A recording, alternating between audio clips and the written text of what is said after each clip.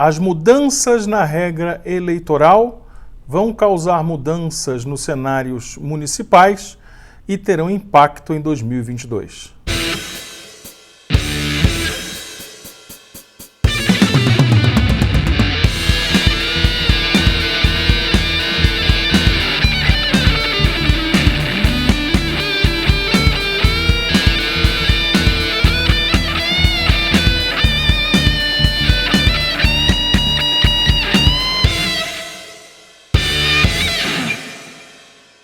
Fala aí, meninada! Como é que vocês estão? Espero que todos estejam muito bem.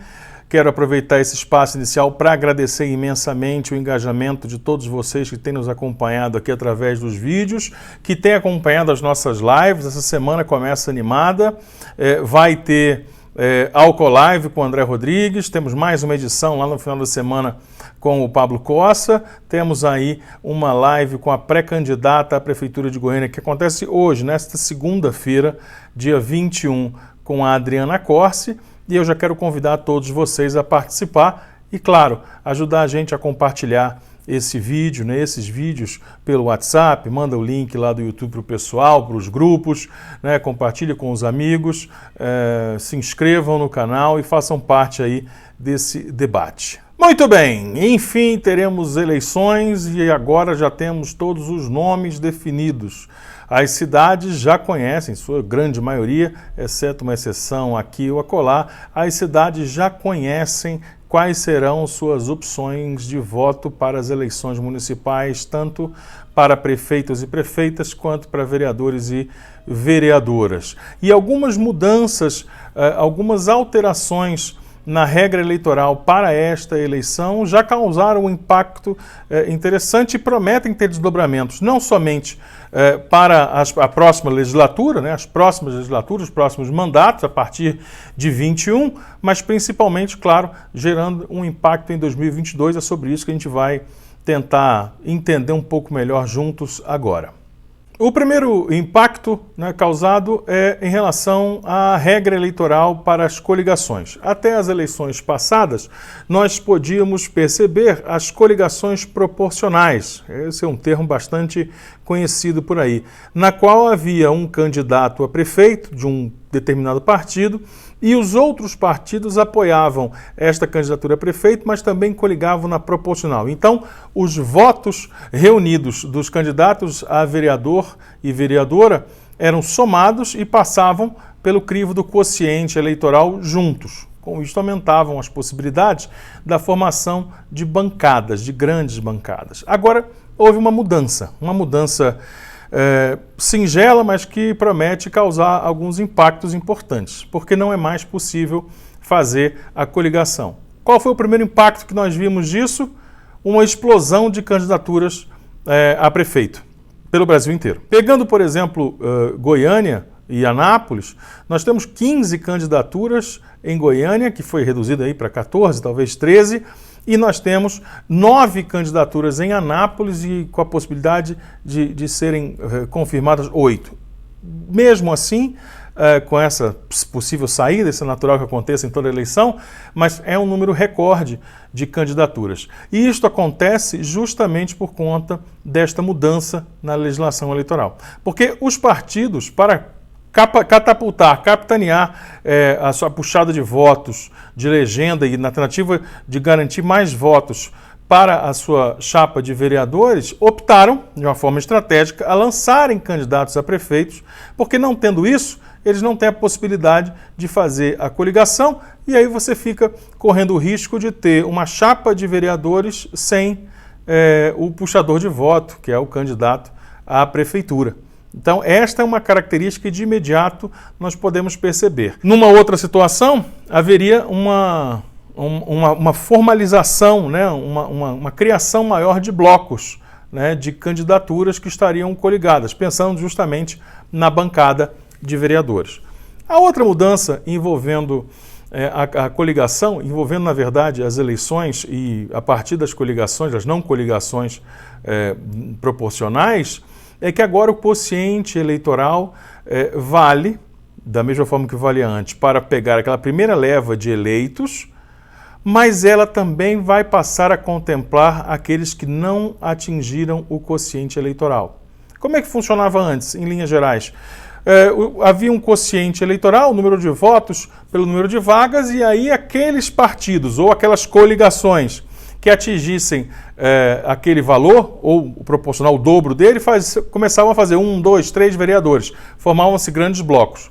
Aqueles que, por outro lado, tiveram, de repente, uma ótima votação individualmente, mas que o partido, a coligação, não atingiu o chamado quociente eleitoral, ficavam de fora.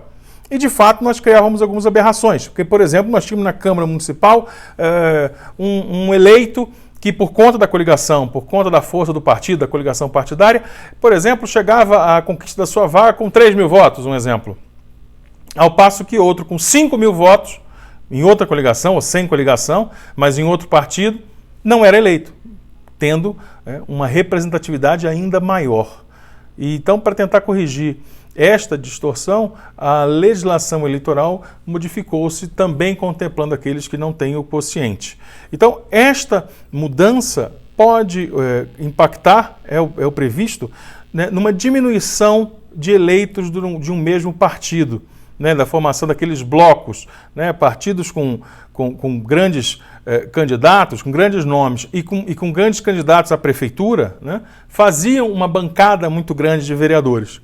E a tendência é que agora haja, na verdade, uma diminuição nessa formação e também uma pluralização de mais partidos nas câmaras municipais.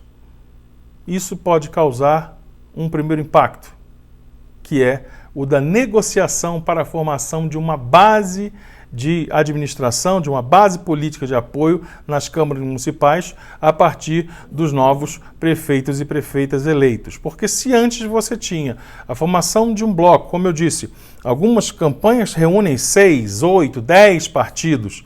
Antes você tinha um bloco desses 10 partidos em que faziam 5, 6, 8 vereadores, não somente de um partido, mas desse bloco, você já tinha ali uma base de apoio para iniciar as conversações e uma base política. Agora a tendência é que haja uma fragmentação e que sejam eleitos vereadores e vereadoras que sequer tiveram candidatos a prefeito.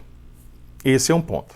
E aí, então, o desdobramento disso, né, não somente em 2021 e 2022, em termos de administração, em termos de negociação política, visando dar mais pluralidade, é que nós temos eleições em 2022. E nós sabemos que a base da eleição presidencial, da eleição de governadores, das eleições estaduais e a eleição nacional de 22, ela passa diretamente por 2020 por razões óbvias. A base das candidaturas, a base do debate político que acontece nas cidades tem uma influência muito grande dos prefeitos e prefeitas e da Câmara Municipal.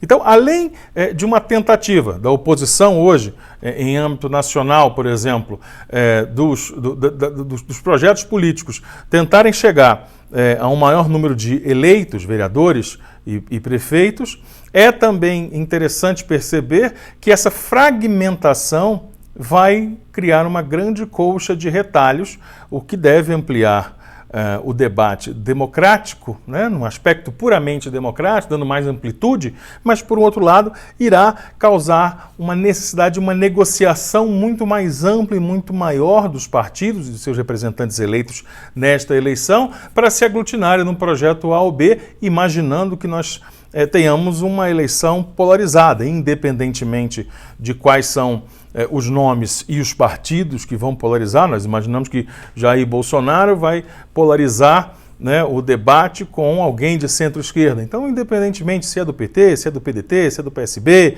enfim, se é de uma legenda essa ou aquela, vai haver uma necessidade para repensar, por exemplo, todo esse arco de apoio, uma vez que os blocos, como nós falamos anteriormente, vão ser diminuídos.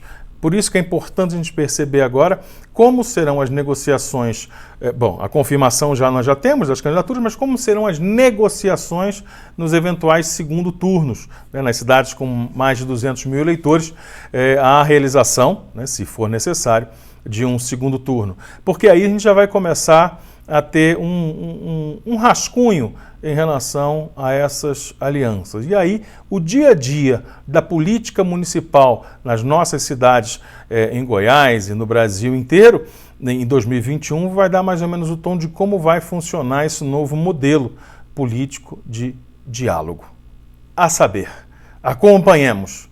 Um grande abraço a todos e até amanhã.